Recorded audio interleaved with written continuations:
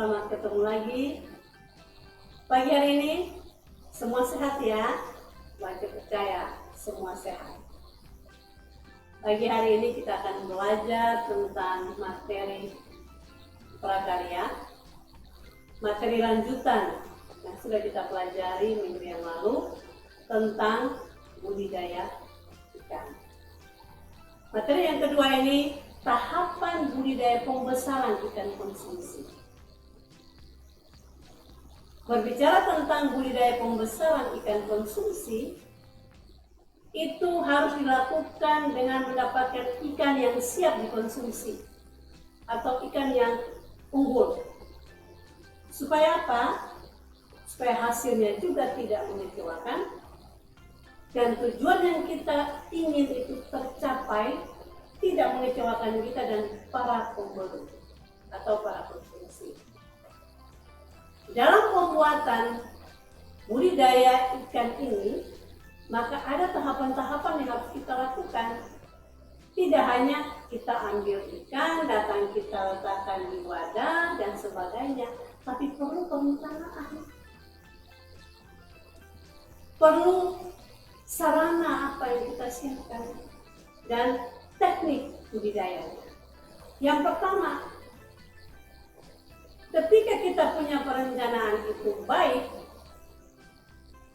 dalam membuat atau melakukan, mengerjakan dan memproduksikan budidaya ikan ini, kita harus menentukan dulu ikan yang dikonsumsi itu ikan yang bagaimana. Ikan yang akan kita konsumsi ke depan, ikan yang akan kita budidayakan itu yang terbaik. Setelah kita menentukan jenis ikan, maka kita menentukan dan menyiapkan wadah. Harus ada tempat untuk menampung ikan itu. Tidak kita ambil lalu kita datang, kita masukkan ke dalam ember yang kecil, tidak, wadah yang besar. Lalu kita buat jadwal untuk perawatannya. Ya, kita sudah buat wadah, kita masukkan ikan, kita tinggalkan. Tidak ada jadwalnya jam berapa kita harus berikan makan, harus berikan obat dan sebagainya. Dan yang terakhir, kita juga harus menyiapkan sarana dan prasarana budidaya itu. Sarana dan prasarana budidaya pembesaran ikan konsumsi sangat dibutuhkan dalam melaksanakan, dalam membuat pembudidayaan ikan ini. Apa saja sarana yang kita butuhkan? Apa saja prasarana yang kita butuhkan? Yang jelas anak-anak, bahan dan alat. Kalau tidak punya bahan dan alat, bagaimana kita bisa menampung ikan itu? Bagaimana kita bisa membuat budidaya ikan yang terbaik? Lalu kita lihat bahan apa saja yang dipakai untuk pembudidayaan ikan ini. Benih ikan yang unggul harus ada pakannya. Dia hidup dari makan kan. Dia juga butuh pupuk. Kalau tanaman butuh pupuk, ikan juga butuh pupuk. Harus dalam air. Ya. Ada kapur dan harus ada obat-obat. Ini bahan yang penting kita siapkan sebagai sarana prasarana dalam pembudidayaan pembesaran ikan konsumsi. Benih yang kita inginkan supaya tidak mengecewakan kita, tidak mengecewakan para konsumen, para pembeli, yaitu benih yang unggul, benih yang bagus, supaya juga menghasilkan hasil yang bagus. Supaya ketika kita jual di pasaran, tidak rugi, tidak nyesel. Waduh, sudah capek-capek ngurus, tapi hasilnya seperti ini. Jangan sampai seperti itu. Ya? Kalau bibit itu kecil, maka kecil juga resikonya. Benih yang sehat, yang mempunyai ciri-ciri, ada 3 ciri benih yang sehat. Ketika kita beli benih, kita harus lihat, bibit ikan ini harus lincah. Dia tidak diam. Ketika datang kita masukkan ke dalam wadah, lalu dia diam aja terpaku gitu, cuma harus lincah, namanya ikan itu kan lincah. Yang kedua, harus mulus, ya, jangan sudah luka, jangan yang jelek, warna juga harus cerah supaya menarik. Yang ketiga, memiliki kelengkapan bagian tubuh. Jangan sampai ketika kita beli datang, siripnya tidak ada, ekornya tidak ada, matanya satu tidak ada, bagaimana menghasilkan yang namanya hasil yang unggul itu? Tidak bisa. Nah, harus memperhatikan hal seperti ini. Ketika kita sudah menyediakan semuanya, harus ada pakan makanannya. Setiap manusia membutuhkan makanan. Setiap tanaman juga membutuhkan makanan dan minuman. Hewan, binatang, ikan juga membutuhkan makanan. Makanan itu ada yang alami dan juga yang dibuatkan untuk ikan. Kita lihat di sini ada jenis makanan yang dipakai untuk pembuatan atau makanan ikan lele. Ya, ada cacing, ada boykot, ada ikan. Nah, kalau kita lihat jenis makanan seperti ini, lalu kita ingat, berarti kalau saya makan ikan lele itu kan ada cacingnya ya, yang jijik-jijik gitu. Tapi kalau sudah digoreng, sudah enak, ada sambalnya, wah senang semua orang. Sudah lupa dengan jenis makanan-makanan tadi. Setelah kita sudah berikan makanan, harus juga berikan pupuk. Pupuk ini untuk pembesaran ikan. Ada pupuk kandang dan juga ada pupuk buatan. Jadi pupuk kandang yaitu pupuk yang berasal dari kotoran hewan sapi, dari kerbau, dari itik, dari ayam, itu dikeringkan, dimasukkan di dalam wadah, dalam karung, lalu dimasukkan ke dalam wadah ikan itu tadi. Ada air yang menampung supaya ikan itu tetap hidup, tidak mati. Kita lihat di sini. Ini adalah jenis juga, salah satu jenis makanan daripada ikan lele. Ada rumput laut. Ya, kalau kita lihat rumput laut, senang kan, tidak jijik, tidak kotor. Tapi yang tadi saya katakan seperti cacing, orang harus jijik.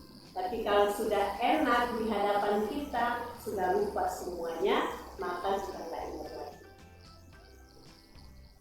Dalam perawatan ikan ini, pembudidayaan ikan konsumsi ini, ada juga obat untuk menghilangkan air di kolam, air dalam wadah itu. Ya kan? Ikan itu dia mau hidup baik, sehat, ya, harus bersih juga kolamnya itu, wadahnya harus dibersihkan, jangan sampai bau, kan? Jijik kan? Obat yang dipakai untuk menghilangkan bau dari kolam ikan lele khususnya yaitu namanya Nitrobacter Probiotic Blue Green Biotech. Itu obatnya. Selain yang sudah saya katakan tadi, ada juga kapur. Untuk apa kapur dipakai dalam wadah pembudidayaan ikan, Bu? Perlu untuk mempertahankan apa? Kestabilan keasaman pH tanah dan air, sekaligus untuk memberantas hama penyakit.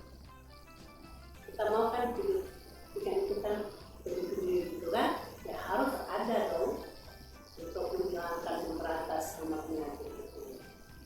Lalu obat-obatan, kalau tadi obat yang saya sebutkan untuk menghilangkan bau wadah kolam itu, tapi ini ada juga obat yang dipakai untuk pencegahan dan penanggulangan hama dan penyakit pada ikan-ikan yang kita budidayakan. Selain bahan tadi yang saya sudah sebutkan, ada juga alat yang kita pakai. Alat yang digunakan untuk produksi pembesaran ikan konsumsi antara lain ada penggaris, serokan dan lampir, alat sortir dan timbangan. Semua ini kan dipergunakan untuk apa? Ketika nanti sudah saatnya kita produksi, harus disortir dulu yang terbaik dan kita ambil. Setelah itu kita nimbang berapa banyak ini harus kita jual. Keuntungannya berapa? Kan begitu ya. Saya begitu. Anak-anak, penebaran benih. Dalam penebaran benih ikan ke dalam wadah budidaya harus secara teratur. Kadang-kadang orang berpikir begini, biarkan aja Andi datang langsung ditabur begitu aja kan sudah selesai. Oh tidak, ada caranya. Ada hal yang harus kita perhatikan dalam penebaran benih ikan konsumsi, khususnya ikan lele.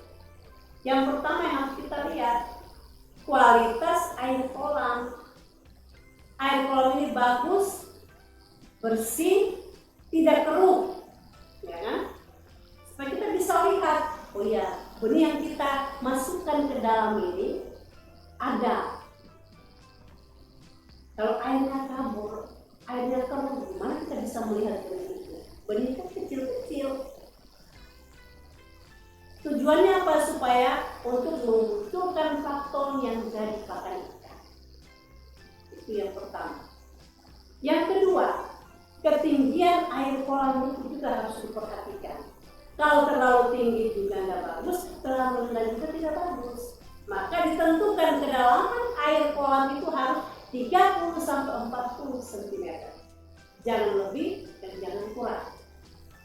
Apabila dangkal, ikan sulit bersembunyi dari sinar matahari. Jadi ikan itu kan kepingin bersembunyi dari sinar matahari, karena kalau apalagi musim panas sekali dia juga bersembunyi. Sebagaimana kita manusia, ya, kepingin dingin, ya ikan juga seperti.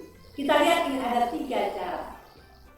Cara yang pertama, penebaran ikan. Sebelum benih itu ditabur atau ditebar, harus disiapkan di dalam tas kresek atau plastik, dibiarkan dulu dia terapung di atas air dalam wadah atau kolam itu selama beberapa menit. Setelah itu baru yang kedua ditaburkan. Kita lihat budidaya ikannya, ditaburkan satu-satu, tidak langsung surut gitu, secara perlahan. Yang ketiga, hasilnya setelah kita tahu inilah, kita lihat diambil. Oh ini kan penebaran ikan. Ini ikan itu tadi. Slide berikut. Proses adaptasi benih meleleh dengan kolam baru. Artinya bahwa benih lele yang baru dibeli tidak boleh langsung ditebar begitu saja ke dalam kolam. Sebaiknya diapungkan dulu dalam plastik seperti tadi gambar yang pertama. 10-15 menit kita diamkan dulu terapung di atas air. Kita tutup rapat. Nah, baru pagi atau sore kita buka tutupnya lalu kita tebarkan. Nah, inilah kolam untuk pembesaran ikan lele. Ya. Jadi tidak buat asal buat. Ada orang yang buat dengan semua pinggiran dari lahan dasarnya sampai bentuk dengan disemeni. Tapi ini tidak, dia pakai terpal. Dia pakai terpal. Lebih bersih salingannya. Pemeliharaan ikan konsumsi ini kita harus lihat 4 hal yang paling penting, yaitu pemberian pakan, pencegahan hama dan penyakit, pengelolaan kualitas air, dan pengontrolan pertumbuhan ikan. Jadi anak-anak sekalian, kalau anak-anak ingin supaya anak-anak punya ikan lele yang baik, yang unggul, yang bisa menghasilkan hasil yang baik, harus perhatikan hal seperti ini. Tidak hanya kita beli, kita datang, kita uang masukin ke dalam wadah begitu saja, kalau tidak dirawat, tidak. Membutuhkan perawatan, membutuhkan kasih sayang kita, tidak asal hanya datang langsung tebarkan begitu tidak. Ini makhluk hidup. Hewan ini kan dia hidup, dia tidak mati. Dia membutuhkan juga perhatian, kasih sayang kita dalam merawatnya. So dia bisa bertumbuh baik, menjadi besar, dan tidak mengecewakan. Anak-anak sekalian, dengan apa yang sudah mau Aca sampaikan ini, mungkin paling sedikit sekali bagi anak-anak. Tapi dengan anak-anak bisa mendapatkan sedikit ilmu ini, ditambah dengan membaca banyak buku, bisa memahami, bisa tahu, oh beginikah cara pembudayaan dan diri yang sebenarnya. Supaya tidak mengecewakan, nanti kalau besok saya lulus, saya kepingin sekali membuat seperti ini. Silakan dengan dasar-dasar yang sudah ada. Kalau lupa, buka aja buku baca. Oh iya pernah ya, di video baca juga jelaskan seperti ini. Jadi materi, kelengkapan materi, bab 3. Supaya kalian bisa lebih memahami bagaimana cara membudidayakan ikan yang terbaik. Dan kalau kalian makan ikan lele itu bukan asal dipelihara itu saja, bukan asal dipelihara datang seperti, tapi semua membutuhkan kasih sayang, perhatian, sehingga ikan itu tumbuh baik, yang besar, ada yang kecil. Ketika kita beli, kita makan itu dagingnya enak, tidak lagi ingat dengan cacing dan sebagainya, tapi kita sudah makan menjadi sebuah konsumsi yang memberikan kita gizi yang tinggi.